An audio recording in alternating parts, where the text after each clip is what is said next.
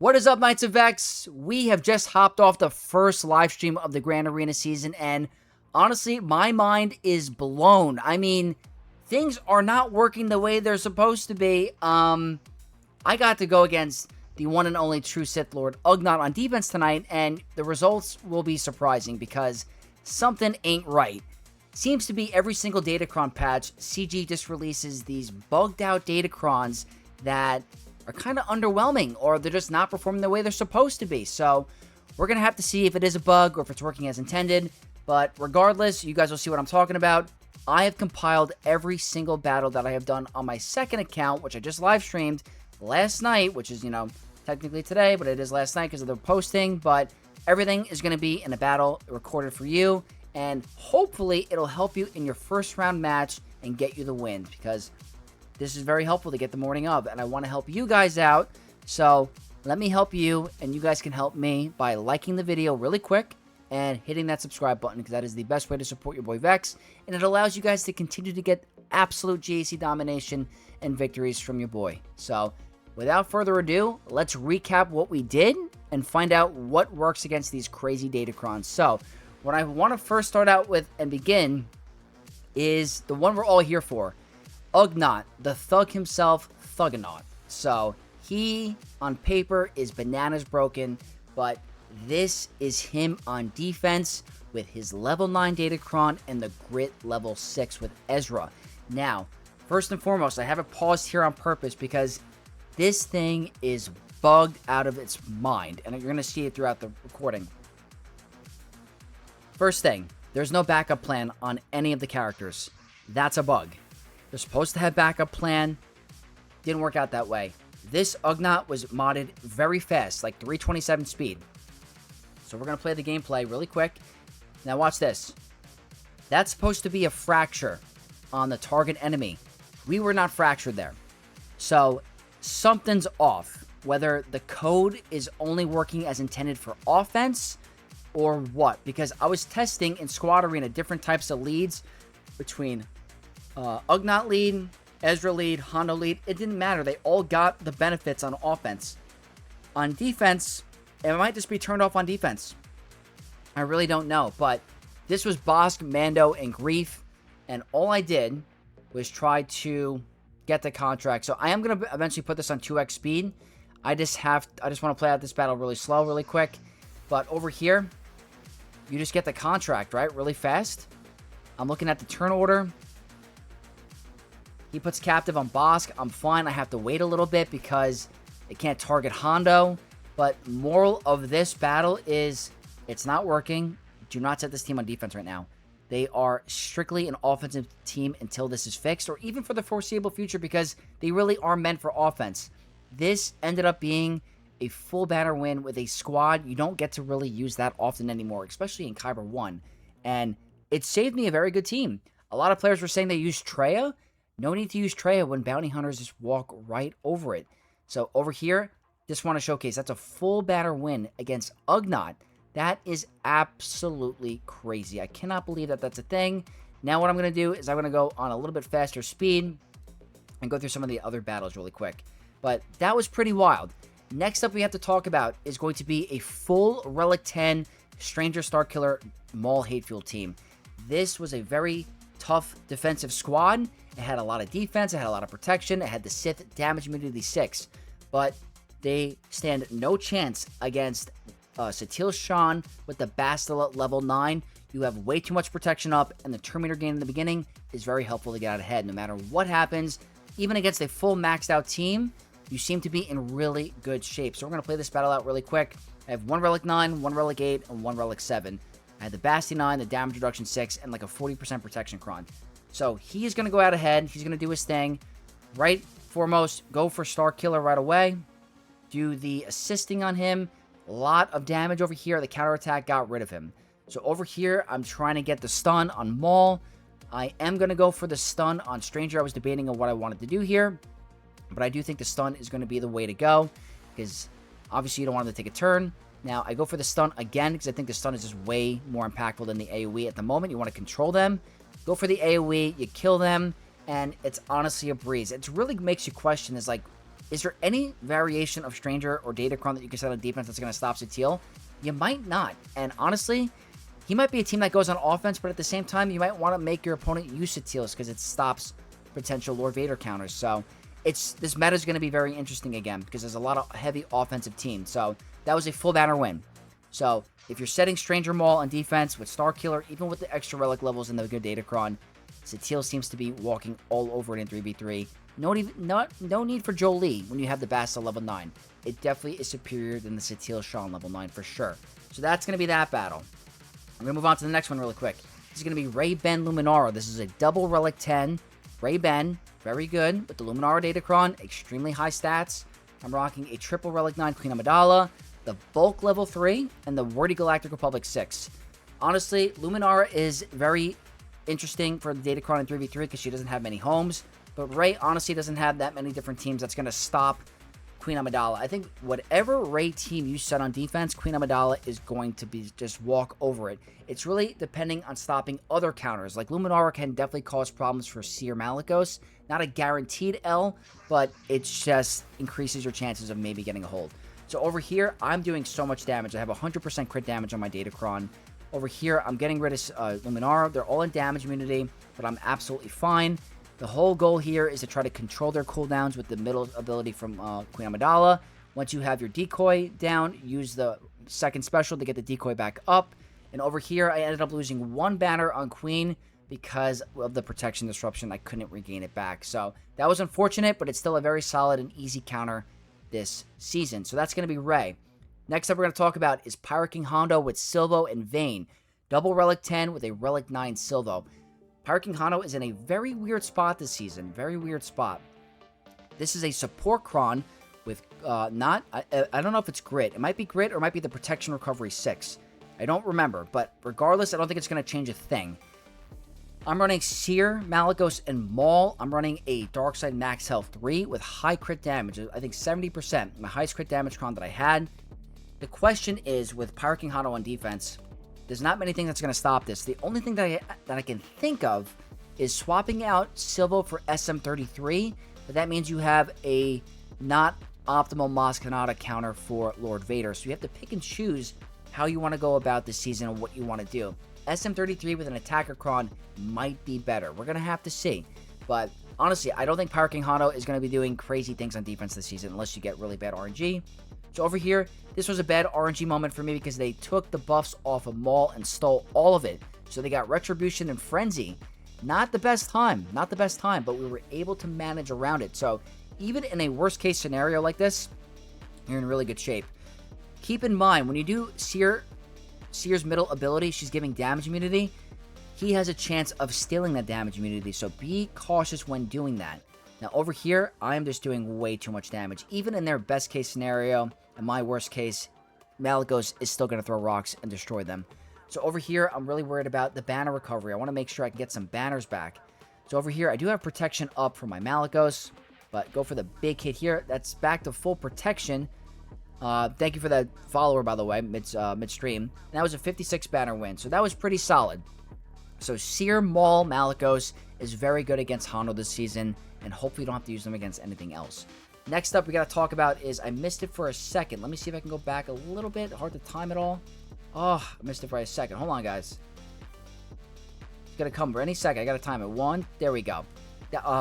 Sometimes I don't give myself enough space between the videos, but now I, on this account, kept Ugnaught on offense because I want to see what he can do on offense and his potential. And the toughest team remaining where I could use against it was Palpatine with Darth Vader Dual Zen and Mara Jade. A very difficult team with counters that aren't super consistent or really expensive. So I thought that this was an incredible value. I have the Ugnaught 9 with the Grit level 6. They have the bonus turn for Sith 6 and the Palpatine 9 and the max health damage 3. It's very, very dangerous. But check this out. This team, I feel like, is meant to counter this team. So the whole thing is they're going to go ahead and do their thing, but they're minus 100% evasion through our Datacron. So there's going to be moments where they can land hits, but it's all about just controlling the battle and waiting until you take a turn. So over here, I do end up putting Fracture on Darth Vader Duel's End. I put the Captive, I believe, on him as well. Now over here, we have a Cleanse on a basic from Ugnaught, and we can assist 6 different times. Over here, keep calling Ugnaught to assist. Mara Jade is gone. Now I know what you're thinking. You're going to kill Palpatine, and you're going to lose a character because of the level 9. The best thing about this is that you're given backup plan. So even if you kill Palpatine, what you need to get through Darth Vader Duel's End, watch this. Hondo goes down, but he's back alive because of the backup plan. Now I just kill Palpatine. He's not going to be able to hit any of my other characters. Maybe this is the Jedi. But look at this. It's just an absolute breeze. He does revive, but this ends up being a 56 banner win against one of the toughest teams in 3v3 right now. So Ugnaught on offense is providing great value against an extremely difficult team where you don't want to have to use a Galactic Legend on. So that was a very solid counter as well. Very happy with that one. Now, next up, we did get to see Padme on defense with the Snips level 9 and General Kenobi. High relics, Relic 10 Kenobi, Relic 9 Snips, and Relic 8 Padme. I ran a Malak solo with my highest tenacity Cron. Come check this out. So the reason why I didn't recommend this team on defense is for this specific reason. In a war and GAC about cheesing, it's very, very, smart not to set teams where your opponent can out-efficiency you. And Malak is very good at soloing a Padme team because of how much health they are modded for and all that protection up getting dispersed. So as you can see, I got rid of General Kenobi immediately. Now, I was running it on full auto for a while, and the AI wasn't playing it super optimal, but what you have to do is just when you get to the right point where you get your 3 stacks of infusion or dark infusion, you want to make sure you just do it on Padme as soon as you can. Let me go skip forward a little bit if I can. Might not be allowing me. Let's see. Let's go over here. I think at this point I take it off of auto and then I get it done. Yeah, so over here, it's just, if you have the Cron, I know it's very tempting, but it's simply not worth it to run. It's a full 59 banner win for you. You don't want to give that to your opponent. So that's going to be Padme.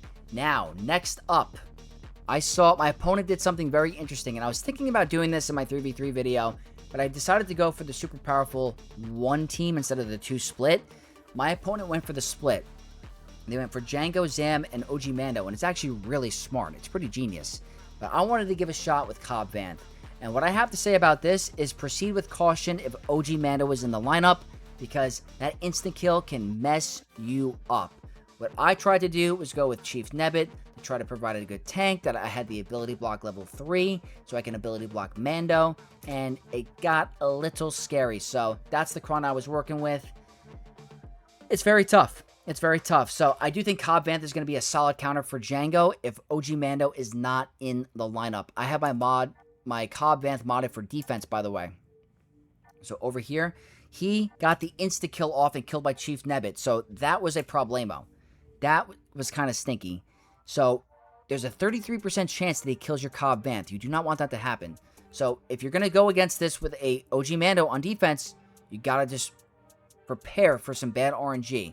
I think if OG Mando is not in the lineup, you might be in pretty good shape. Maybe Forlom causes issues here, but for me, this was without the Cobb Vanth level 9 and the Chief Nebbit level 9 instead, and I ended up getting a win. It was not picture perfect. There can be improvements, but just keep that in mind. If you're going to run this, be careful of OG Mando.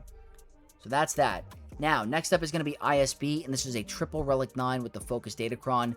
It is pretty tough. It's tough. I think JML is going to be a great answer for this team because JML is not in particular really needed for anything specific.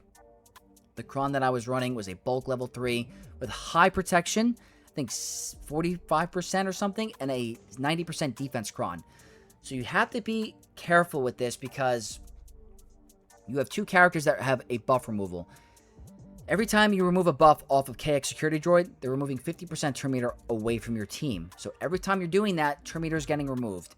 If you have a high enough protection Cron, like in the 60-70% mark, you're more than likely going to one-shot Dedra Miro. So just be cautious when running this. You're not in any big danger. I'd say run a pretty good defense Cron just in case. Bulk is very nice to have. It makes you more tanky. But this is a very solid team on defense. Don't think Phoenix is going to walk over it as easy anymore without their Datacron. The win rates were not the highest when I last checked last week when I was going over my 3v3 video. So I'd say if you have JML, this is as solid as it gets. You're probably going to lose a banner or two, but if they have the team at high relic, it's very challenging.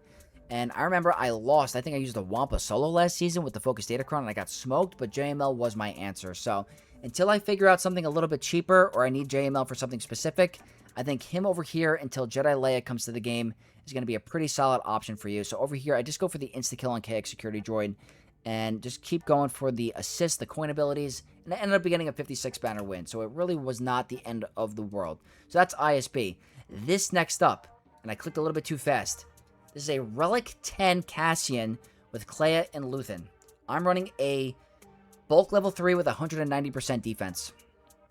I want you guys to ignore the beginning half of this video because I've played this so poorly, and I want to showcase it because you don't make this, so you don't make the same mistake that I did. For some reason, I'm thinking in my head, Cassian can't go down when the decoy is available, and that's simply not the case. It's not the case at all. I should be completely ignoring the decoy and going straight for Cassian Andor. That's all I should be doing. In this entire battle, I'm fixated on going for the decoy, the Rebel Trooper. Do not do that. If I were you guys, and I had to do this again, you go strictly for Cassian Andor. You save Cat's insta-kill until he is defeated to insta-kill Luthen or Kleya. Probably Luthen because she's untargetable. So kill Cassian first with regular abilities, hold the insta-kill until the instant kill immunity is gone, and one-shot Luthen. That's going to be your best bet for this counter. It just took me over 2.5 minutes or however long it was for me to realize what is Vex doing. So, yeah, I'm revealing some embarrassing stuff, but I'm doing it so you don't make the same mistake that I do. So I killed the Rebel fighter, and they still have the instant defeat immunity. I'm thinking in my head, something's going wrong here. So now I start to go for Cassian. And now time's getting a little sketchy. Definitely a little sketchy. And I end up getting so frustrated that I waste the insta-kill on him because I'm like, I just want to get rid of him. He has vulnerable. I'm thinking he's going to get one shot. You'll see. I go for this. No assist. Now watch this. All right, no, I don't do it here. I eventually do it. I end up going for that. I probably should have went for the heal immunity because he healed back to full health. And I'm getting really worried now because this is a Relic 10 Cassian. And they're starting to hit us pretty hard. So I was not a fan of it. I'm not assisting because of the undermine. And he's hitting like a truck because that ability is now ramped. But so are we. We're ramping up a little bit too. But I'm getting so nervous that I'm not going to make it to my ultimate. So over here, I make a desperation play. And I go for the big hit, I think, on Cat. And it does 1 damage. So all that stalling for nothing was a waste of time. But I have less than 2 minutes left. I have to move. He's back to full health again. So I'm waiting for Kenobi to use his middle ability so I can try to get that vulnerable landed and try to get these big hits. So over here, he does have vulnerable, so all those attacks out of turn are helping. I get the big hit on Cassian, 282k. And now I'm like, let's just send it on full auto. And every possibly worst scenario, or worst scenario that could have happened. I'm targeting Kleya when she can't get defeated while Luthen's available. And I can't do that until the Rebel fighter, or the Trooper is gone. So I'm wasting time. Like, I'm telling you, this was the most horrific battle I've done in a long time because I lost last season in 5v5 because of it. Now look at this. Revives Cassian. Now he has a double revive and I have less than a minute remaining. I'm like trusting full auto. I'm permanently ability blocked. I'm freaking out here. Just trying to show you how important it is to do the right things first. And that's why I'm showcasing the bad, so I can explain the good. So there's 30 seconds remaining in this battle. I get the insta-kill with a big hit. He's back again. Now, eventually, I get lucky, and I get the 57 banner win. But how? At what cost? I was freaking out during that battle. I was sweating. It was simply not a fun time. So that's going to be Cassian.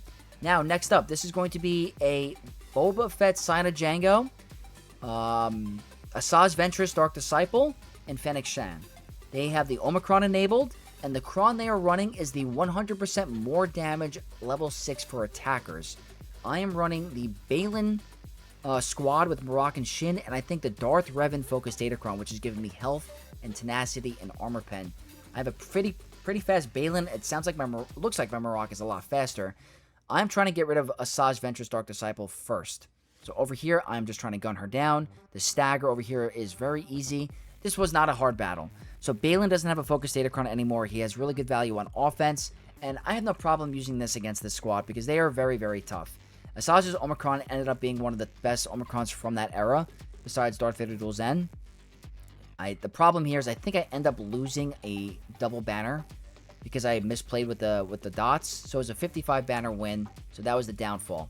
Now, just because I had it on offense, I don't recommend you guys actually doing this, but since Satele is going to be walking over Stranger on defense, we might have to consider what we want to do. Maybe we want to have Satele, like I said, go for Stranger, and that opens up less counters for other teams, but I had it on offense, so I used it against Mace with the Depa Balaba level 9, and it ended up being pretty good. Not thinking I was ever going to lose, but I was trying my best to just get this battle over with, because Sith end up having a hard time.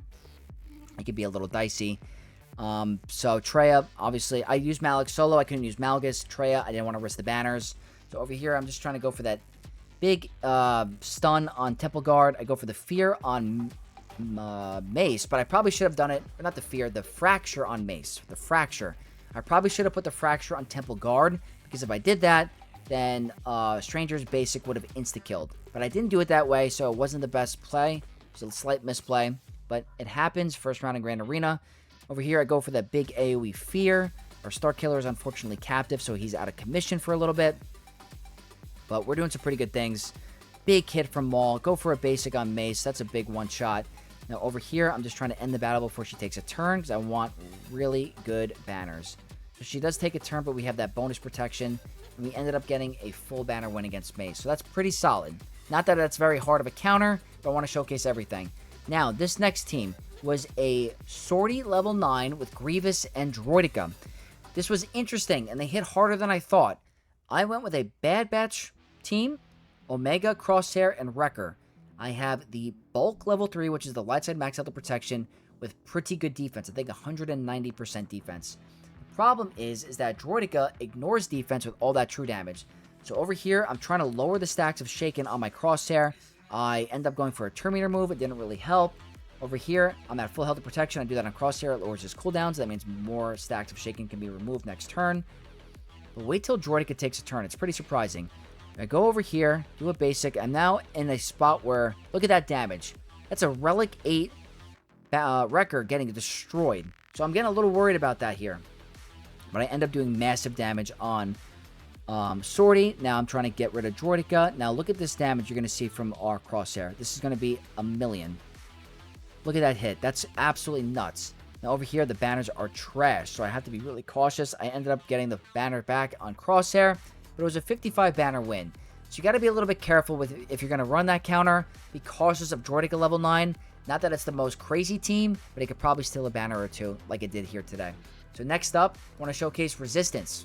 So you are going to see some Zori Resistance teams on defense every now and then. Punish it by using a Malgus solo. Go with a high health Cron. All you have to do is kill Resistance Hero Finn in the beginning, and the rest is absolutely easy work. So I want to showcase also the tougher battles and battles that are also going to help you with your efficiency game. Because Zori Resistance is a very solid squad, but with how many squads we're getting in the game and what we can afford to use, Malgus can be afforded to be split.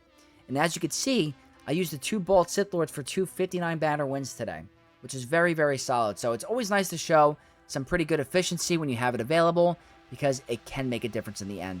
So Zori Resistance, obviously a very solid team, but Malgus makes quick and easy work with the solo. And this is a very tough Omicron Zori team. But I think if you have enough health, and as long as you one-shot the opening character, you're in really good shape. So that's another 59 banner win. Now, the last battle I'm going to showcase is just what I had remaining. It was a Stormtrooper Luke team, and I just want to showcase really quick that this team is solid, but if you have Sith Eternal Bane, it walks right over it. And yeah, this is only a glimpse of the season. I'm only getting this out there, so I want to showcase what you guys can do for that first round, just in case you want to see Ugnaught or any other team that's pretty dicey. It's pretty good. Pretty good. So we have way more content on the way. We have so many rounds of Grand Arena. I'm going to be recording my main account later today, actually. And hopefully I have some answers for some other teams. So hopefully this video helped you for your first round match. If it did, don't forget to leave a like. Comment your thoughts down below. And as always, subscribe for more content for your boy Vex so he can grow into a big channel and hopefully hit 20K by the end of the year. Probably not going to happen, but we are optimistic here. So Hope you guys have a great rest of your Friday. I'm going to go to see Odyssey with my friends later, so I am hyped. May the Force be with you all, and I'll catch you guys in the very next one. Peace.